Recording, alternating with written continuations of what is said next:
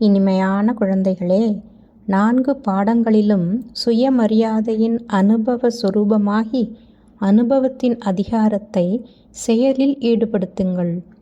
பாப்தாதாவும் உள்ளத்தில் உறைந்துள்ள குழந்தைகளுக்கு உளமார்ந்த அன்பினை தருகிறார். ஒவ்வொரு குழந்தையும் தந்தையின் அன்பில் மூழ்கியவராக, உள்ளத்தில் தந்தையை வைத்தவராக அனுபவம் செய்கின்றனர்.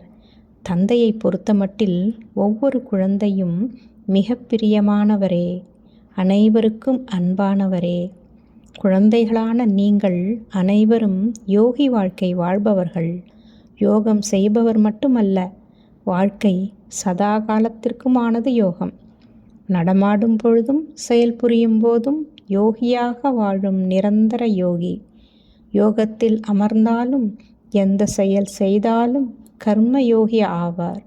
சதா யோகியாவதே வாழ்வின் லட்சியமாகும். பாப்தாதா ஒவ்வொரு குழந்தைக்கும் விதவிதமான சுயமரியாதை ஸ்வமான்களை கொடுத்துள்ளார்.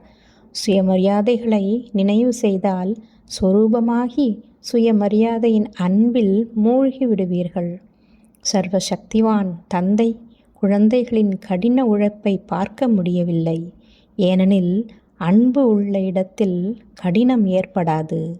எங்கு கடினமோ அங்கு அன்பு குறைவென்பதாகும்.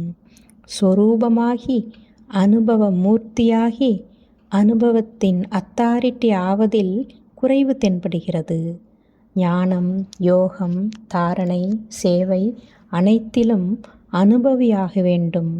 அனுபவியை மாயை அசைக்க முடியாது. லட்சியத்தில் முழுமை பெற வேண்டிய நேரத்தில் கடும் உழைப்பு என்பது நன்றாக இருப்பதில்லை. ஒவ்வொருவரும் நான் கர்மயோகி வாழ்க்கை வாழ்பவன் என்று சோதனை செய்க.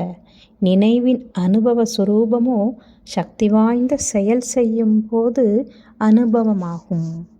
செய்யும் செயல் விதவிதமாயினும் அனுபவ சுரூப நிலை விதவிதமாக அல்ல, ஒரே நிலையாகும். தேக அபிமானம் அணுகாத நிலை வேண்டும். அனுபவம் என்பது அவ்வப்போது இருக்காது, இயல்பாக இயற்கையாக இருக்கும். எந்த ஒரு வரதானத்தையும் பலன் நிறைந்ததாக சுயமரியாதையின் சொரூபத்தின் அனுபவி ஆகியே தீர வேண்டும். ஞானம் என்றால் அறிவு.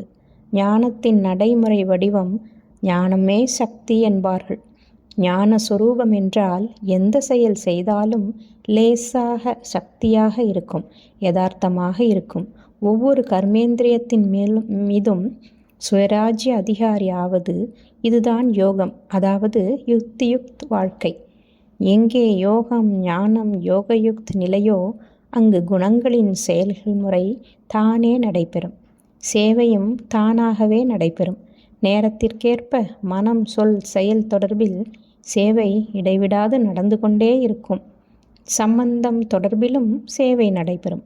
மனம், சொல், செயல் தொடர்பால் தானாகவே செய்து சேவை நடந்து கொண்டே இருக்க வேண்டும். நல்லது. பரமசிவன் நினைவிலிருந்து ஆத்மா கேட்டது மாயா சௌக்கியமா? சிவனின் நினைவில் இருந்து கொண்டால் எல்லா சௌக்கியமே மாயா சொன்னது. இதில் அர்த்தம் உள்ளது.